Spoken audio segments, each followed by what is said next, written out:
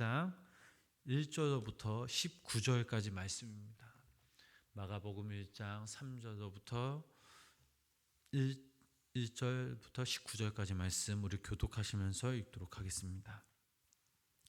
예수께서 다시 해당에 들어가시니 한쪽 손 마른 사람이 거기 있는지라.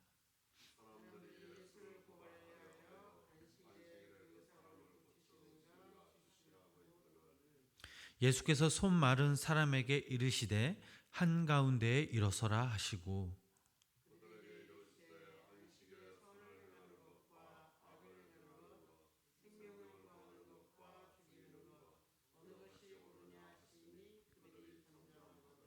그들의 마음이 완악함을 탄식하사 노하심으로 그들을 둘러보시고 그 사람에게 이르시되 내 손을 내밀라 하시니 내밀매 그 손이 회복되었더라.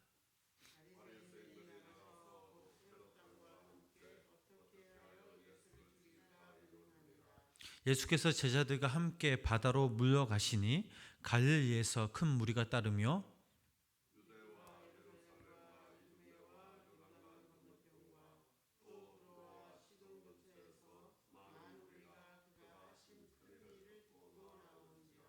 예수께서 무리가 에워싸 미는 것을 피하기 위하여 작은 배를 대기하도록 제자들에게 명하셨으니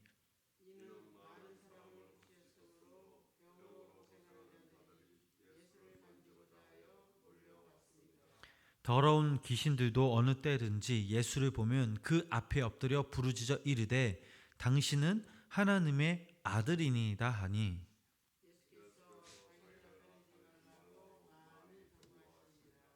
또 산에 오르사 자기가 원하는 자들을 부르시니 나아온지라.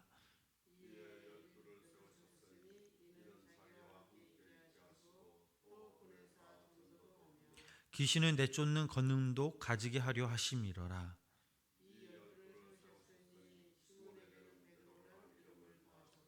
또 세베대의 아들 야고보와 야고보의 형제 요한이니 이 둘에게는 보아너게 곧 우레의 아들이란 이름을 더하셨으며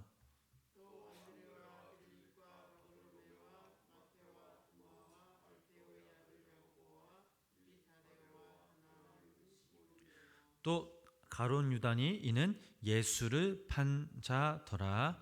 아멘. 오늘도 이 새벽에 주님의 전에 모인 성도님들에게 하나님의 귀한 은혜와 사랑에 함께 하시길 주님의 이름으로 간절히 축원합니다. 오늘 저희들이 읽은 말씀, 이 본문 말씀에서는 복음에 대해 어떻게 반응하는가라는 그런 이야기가 담겨져 있습니다. 3장 1절부터 6절에서는 마가복음 2장 말미에 23절부터 27절에 이어서 안식일에 관한 논쟁이 이어지고 있습니다. 예수님께서는 안식일에 한쪽 손이 마른 사람을 보고 고치려는 그런 자신을 주시하고 있는 바리새인들을 향하여 이렇게 물으셨습니다. 4절 말씀입니다. 우리 4절 말씀 우리 함께 읽어보시겠습니다. 그들에게 이르시되 안식일에 선을 행하는 것과 악을 행하는 것 생명을 구하는 것과 죽이는 것 어느 것이 옳으냐 하시니 그들이 잠잠하거늘. 아멘. 바리새인들은 잠잠히 그러나 속으로 썩을 대로 썩은 완악함으로 인해 굳은 마음을 품습니다. 그 결과 바리새인들은 나가서 헤롯 왕들과 함께 예수를 죽이고자 의논합니다. 그 말씀이 바로 6절 말씀이죠. 우리 함께 읽어보실게요. 바리새인들이 나가서 곧 헤롯 왕과 함께 어떻게 하여 예수를 죽일까 의논하니라. 아멘. 이 구절이 바로 이 본문 3장에서 가장 중요한 핵심적인 구절입니다. 바리새인들이 누구입니까?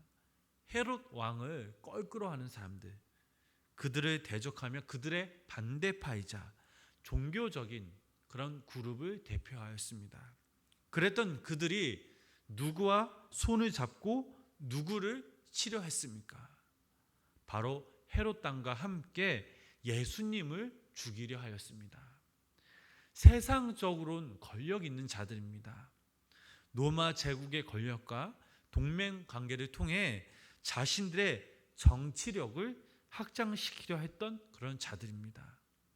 지금 종교적 정결함과 극단적인 도덕성으로 그들의 정체성을 지켜왔던 이 바리새인들이 그들이 그토록 경멸했던 집단인 헤롯 땅과 연합하여 지금 예수 그리스도를 통한 복음과 하나님의 나라를 거절하고 있는 것입니다.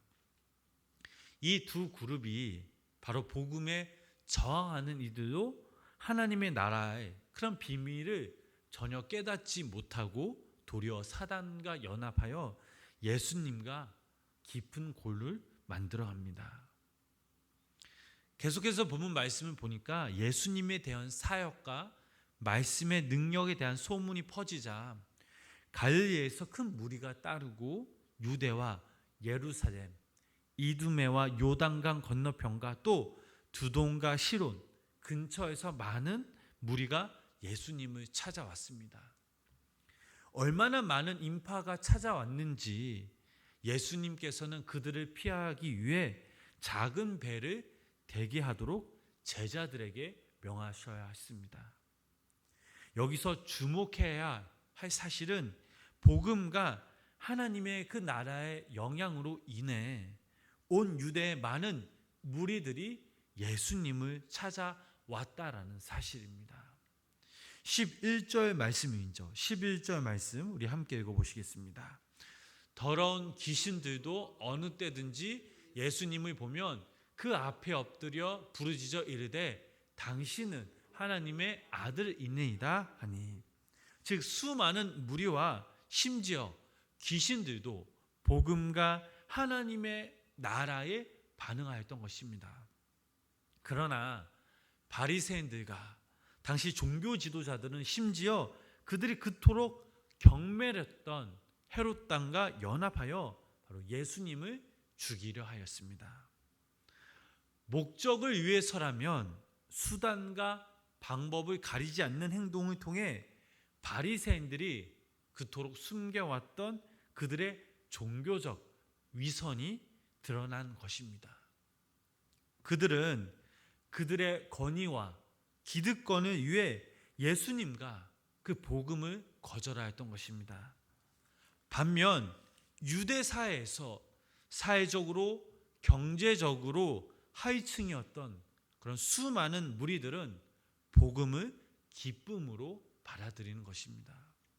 이제 나병한 자들, 귀신 들린 자들, 혈증 아는 여자들, 여인들, 이방 여인인 스도로보이네 여인에게도, 어린이들에게도, 맹인 바디모에게도, 심지어 십자가 앞에서 이방인이었던 백부장도 모두 예수 그리스도의 복음 그리고 하나님의 나라를 점차적으로 받아들였던 것입니다.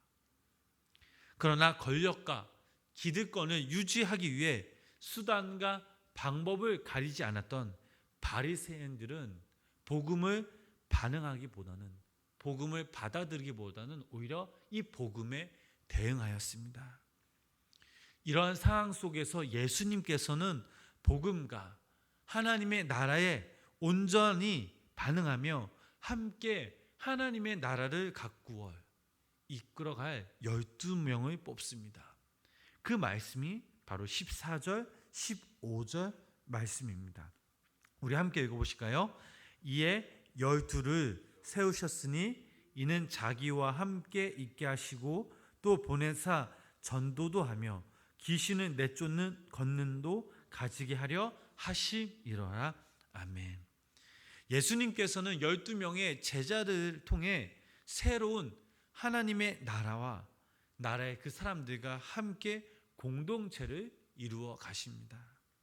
특별히 여기서 제자들을 부르시는 방식과 그들에게 부여한 사명에 우리는 주목할 필요가 있습니다. 13절 말씀을 보니까 또 산에 오르사 자기가 원하는 자들을 부르시니 나아온지라 라는 말씀이 있습니다. 예수님께서는 자격과 조건으로 사람을 세우시지 않으셨습니다.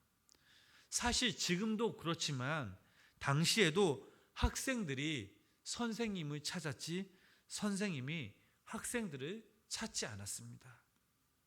그러나 예수님은 당신의 제자를 당신이 원하는 그런 이들로 부르셨습니다. 이는 하나님께서 이스라엘을 언약 백성으로 부르신 것과 같습니다. 그래서인지 마가도 14절 말씀에 12지파처럼 시비를 세우셨다는 것을 강조하고 있습니다. 신명기 7장 7절에서 8절 말씀 보면 이런 말씀이 있습니다. 여호와께서 너희를 기뻐하시고 너희를 택하심은 너희가 다른 민족보다 수요가 많기 때문이 아니니라. 너희는 오히려 모든 민족 중에 가장 적으니라. 여호와께서 다만 너희를 사랑하심으로 말미암아 또는 너희의 조상들에게 하신 맹세를 지키려 하심으로 말미암아 자기의 권능의 손으로 너희를 인도하여 내시되 너희를 그종되었던 집에서 애굽 왕 바로의 손에서 속량하셨나니 라는 말씀이 있습니다. 하나님께서 이스라엘을 부르신 것은 저로 그들을 사랑하셨기 때문이라 라고 하십니다. 그리고 그들을 종되었던 집에서 대신 그 죗값을 치러주시고 속량해 주셨습니다. 예수님의 제자들을 보면 그들은 이해도 늦고 마음도 둔하고 겁쟁이들이었습니다. 그들을 부르신 것이 그리고 그들을 끝까지 사랑한 것이 바로 전적인 하나님의 은혜였던 것입니다. 그리고 그들을 부르셔서 하셨던 것은 14절 말씀을 보니까 자기와 함께 있게 하시고, 즉 예수님께서 공생의 기간 동안 하신 사역과 권능을 위임해 주시기 위함이었습니다. 그 사랑으로 말미암아 비록 예수님을 판 가룟 유다도 있었지만 그렇게 이해력도 떨어지고 마음도 둔하고 겁쟁이였던 그들이 결국 예수님이 승천하신 그 이후 사도들이란 그런 불리움을 받았습니다. 그 뜻이 무엇입니까? 바로 보내심을 받은 자들이라는 뜻입니다. 즉 예수님께서 공생의 기간 동안 그 통할 사역을 하셨던 그 예수님이 약속대로 다시 오실 때까지 이어가기 위한 사도들로 부르심을 받은 것이라는 것입니다. 사랑하는 성도 여러분, 오늘 우리는 이 본문의 말씀을 통해서 우리 스스로에게 던져야 할 그런 질문이 있습니다. 그 질문이 무엇입니까? 우리는 복음에 반응하고 있냐라는 사실입니다. 세상의 권력과 기득권이 눈에 보이는 그런 세상의 전부가 아님을 우리는 지금 확신하고 있느냐라는 그런 질문입니다.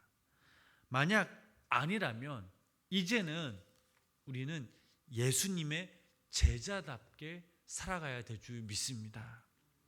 목적을 위해 자신의 권력과 기득권을 위해 수단과 방법을 가리지 않고 그렇게 경멸했던 헤롯 당들과 손잡고 그들의 굳은 마음을 보인 바리새인의 삶이 아닌 예수님이 선택하신 부르신 그 제자들로 우리는 살아가야 될 줄 믿습니다. 그리하여 부르심 받은 그 곳에서 부르심을 받은 이들을 위해 예수님의 사역을 이어가는 사도들로 살아가시는 귀한 우리 성도님들 되시며 또한 특별히 오늘 하루 우리에게 맡겨진 그 사명을 잘 감당할 수 있도록 예수님과 함께 동행하며 나아가실 때 주님께서 주신 능력과 은혜, 귀한 사랑으로 오늘 하루 여기 모인 우리 성도님들이 승리하며 하나님께 영광을 돌리는 귀한 성도님들 되시길 주님의 이름으로 간절히 축원합니다. 아멘. 기도하시겠습니다. 하나님, 권력과 기득권을 위해 수단과 방법을 가리지 않는 예수 그리스도의 제자가 아닌 종교인들이 참 많이 있습니다. 수많은 말들과 그들로 가려보려고 했지만 그러나 결국 바리새인과 같이 해칠한 무덤 같은 인생들이 너무나 많이 있습니다. 하나님, 이러한 시대 속에서 우리가 어떻게 이 복음으로 살아야 될지 때론 막막할 때도 있습니다. 어떻게 제자로서 살아가야 할지, 부르심을 받은 우리가 어떻게 살아가야 될지 잘 모를 때도 있고 막막할 때도 있습니다. 그러나 예수님께서 제자들을 원하시는 이르를 부르셨다는 그 사실 하나만으로 이것이 얼마나 큰 은혜인지 우리가 잊지 않게 하여 주시옵소서. 그리고 그렇게 부족한 이들과 함께 하셨고 그들을 믿고 유임해 주신 그 사역들을 우리가 잊지 않게 하여 주시옵소서. 그리하여 예수님의 공생의 사역을 이어가기 위해 부르심대로 살아가는 우리가 되게 하여 주시옵소서. 하나님, 또한 우리를 이 시간 불쌍히 여겨 주시옵소서. 이 인생이 어떠한 상황 앞에서 어떤 것도 우리 스스로 헤쳐나갈 수 없음을 기억하고 오직 하나님께 엎드려 기도하며 부르짖을 때에 우리의 기도를 들으시고 응답하사 한란에서 우리를 건져내어 주시옵소서. 지금 전국 각지에서 코로나 바이러스가 퍼지고 있사오니 주님께서 친히 막아 주시옵소서. 코로나 바이러스 이 사태를 진정하기 위해 맨 앞에서 뛰고 있는 방역 당국의 지혜와 능력을 주시어 최선의 방역이 이루어지도록 도와주시고 또한 그들의 건강을 지켜주시옵소서. 이로 인하여 온 나라의 분열이 아니라 다 함께 힘을 모아 어려운 상황을 도와가며 이겨낼 수 있도록 하나님, 이 땅 가운데 힘을, 이 땅 가운데 은혜를 부어 주시옵소서. 이 나라 대통령을 비롯한 위정자들이 정신을 차리고 깨어서 정정을 버리고 공의 길로 들어서게 하여 주시고 이 땅의 어린이들과 노약자들이 이 바이러스에 피해를 입지 않도록 주의 손으로 저들을 덮어주시고 주의 품에 안아 주시옵소서. 어서 속히 사태가 진정되어서 이 땅의 중소상인들이 생업이 지장받거나 중단되지 않도록 도와주시고 또한 이 나라 경제활동이 위축되지 않도록 주님 인도하여 주시옵소서.